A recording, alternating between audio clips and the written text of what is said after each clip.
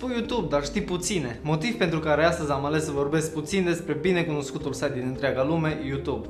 Mulți dintre cei care utilizează acest site sunt utilizatori simpli, care îl folosesc pentru a asculta muzică, a viziona clipuri amuzante sau mai puțin amuzante, și care până la ora actuală nu și-au creat cont. Într-adevăr, aceasta fiind o mică parte dintre cei care folosesc YouTube.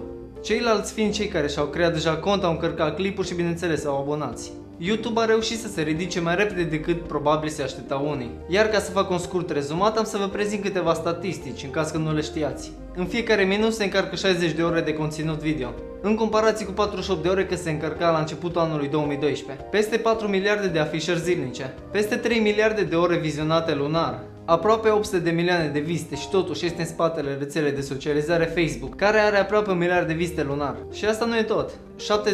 70% din traficul YouTube vine din afara Americii. YouTube este prezent în 39 de țări și este disponibil în 54 de limbi. Din 2007 încoace, YouTube a reușit să aibă peste 30.000 de parteneri din 27 de țări. Anual, YouTube plătește partenerilor milioane de dolari. YouTube valorifică săptămânal peste 3 miliarde de vizionări din întreaga lume. YouTube pentru mobil generează peste 600 de milioane de vizionări în fiecare zi. Pe Facebook este vizionat în fiecare zi echivalentul la 500 de ani de conținut video. Și peste 700 de clipuri de pe YouTube sunt postate în fiecare minut pe Twitter.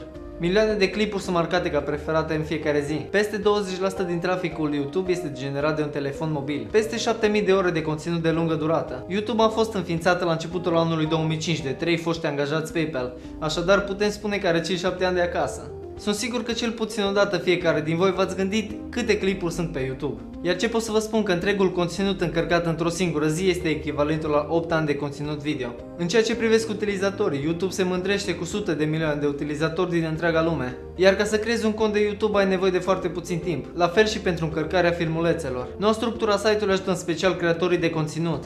Cam atât pentru primul episod. În următorul episod am să vorbesc cum poți să folosești YouTube ca să-ți crești afacerea. Nu uita să te abonezi ca să poți fi anunțat mai ușor. Până la următorul episod, numai bine!